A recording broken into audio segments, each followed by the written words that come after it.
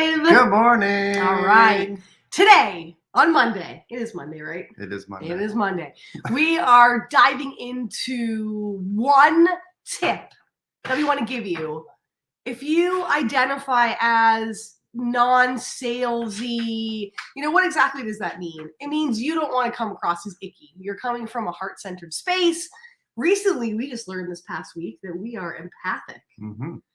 So if you identify as empathic, highly sensitive, seeing what some people call bro marketing, I don't necessarily love that term, but for picture-worthy purposes, you get the idea of what I'm saying. If you're not into bro marketing, this one tip is for you. Now, let's step back for a sec and say, should you use a sales script when you're selling?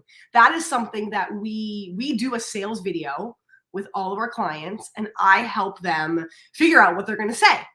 And I do have a script, a process.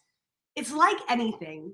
You have to have a plan. You can't just wing it, because if you wing it, you're not giving the audience your best, right? When you think about it and you're intentional, it comes across better than when you wing it.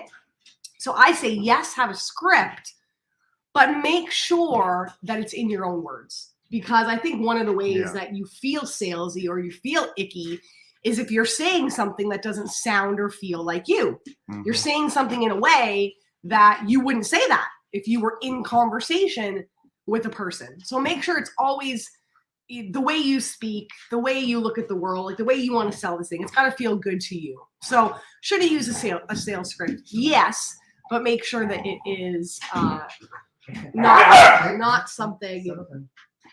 They already got dinner or breakfast too, so I don't know.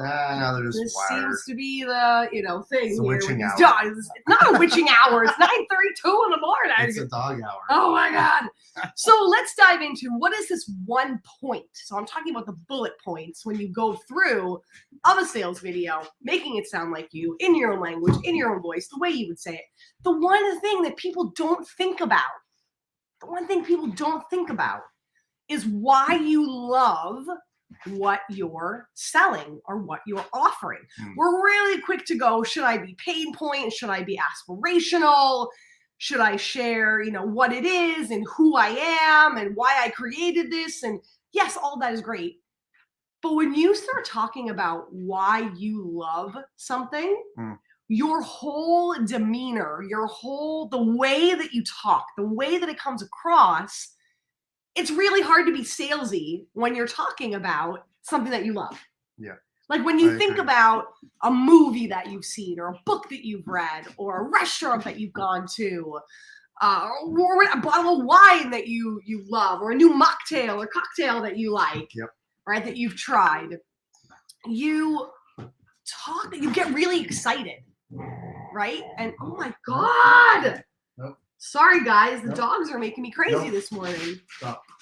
It's like they know the attention isn't on them. They're like children. Yeah. They are really well behaved. People are probably watching this thinking, what is going on with your two dogs?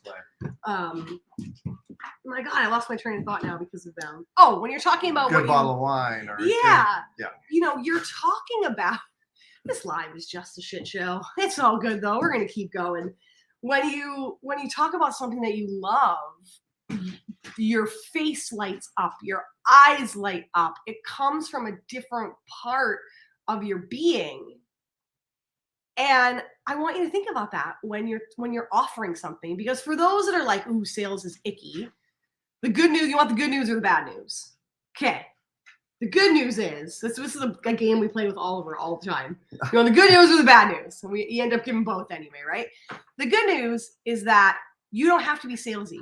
You don't have to be icky, right? The good news is that you can do it like you. You don't have to listen to how anybody else tells you to do it, what to say, what not to say. If you come from that place of, why do I love this program? Why do I love this product? Why do I love what I'm selling? You start to think about and you start to articulate in a different way. Yeah. The bad news, do I even have any bad news? I don't know if I have any bad news. Yeah.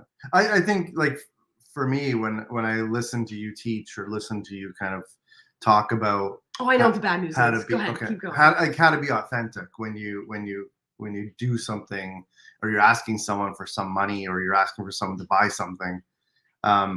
And the biggest thing for me that you teach is, well, A, be authentic, but B, you're right.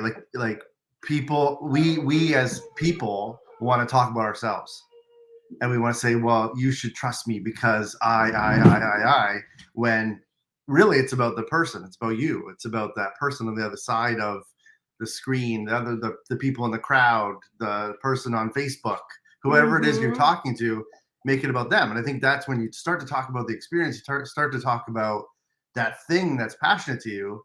It makes it about them. You're really talking about you, but you're just talking about your experience. And you are selling exactly what you talked about, from an experience. Yeah. Rarely do people care about what the deliverables are. It's how am I going to feel when I go through this product or service, or I use this product or service? Yeah. Who's going to be around me? What's this going to be like if we're going to work together, interact with each other? What's my day-to-day going to be like? It's the experience that sells it. And a lot of times when people do hire somebody or they work with somebody, they're like, I don't know what they do, or I don't know what that is, but I want that. I want to talk like them. I want to operate my business like them. So it's that experience that sells it. And what I was going to say is that I already declared this live as a shit show today. So we're just going to keep going. And I'm feeling a little bit under the weather, if you can't tell in my voice. But we're here. We're rocking it. We're staying to it. The bad news, I'll end with that, is that if you don't master selling, well, you're not going to be around, right? Yeah.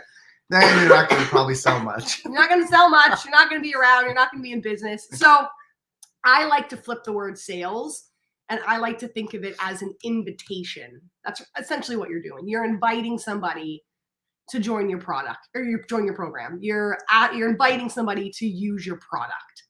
That's essentially what it is. So if you don't like the word selling, think of the word invitation. Think of the word service, right? Yeah. Think of the word transformation. I mean, that's essentially what selling is. Yep. That's it. All right. That's all I don't know. for today. Oh my God. Or I'll have to walk the I'm dogs, off apparently. to. I'm gonna take a nap, I think. My God, I don't feel so good, but it's all right. Hopefully that helped. Thanks for tuning in, and we'll see you again tomorrow. Bye.